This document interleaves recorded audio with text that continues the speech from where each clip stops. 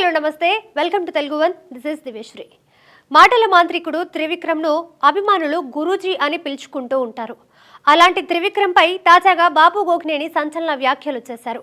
త్రివిక్రమ్ అనేవాడు గురూజీ కాదని, dirty fellow అని విరుచుకుపడ్డారు. ప్రస్తుతం తెలుగునాట యూట్యూబర్ ప్రణీత్ హనుమంతు వివాదం సంచలనంగా మారిన సంగతి తెలిసిందే. ఫన్ పేరుతో మహిళలు, చిన్నారులపై అతను చేసే దారుణ వ్యాఖ్యలపై సామాన్యుల నుంచే కాదు, సెలబ్రిటీల నుంచి కూడా తీవ్ర వ్యతిరేకత వ్యక్తమవుతోంది. తెలంగాణ ప్రభుత్వం సైతం అతనిపై చర్యలు తీసుకుంటామని తెలిపింది. ఈ క్రమంలో ప్రణీత్ లాంటి వారికి త్రివిక్రమ్కి తేడా లేదంటూ బాబు గోగ్నేని చేసిన కమెంట్స్ హాట్ టాపిక్ గా మారాయి.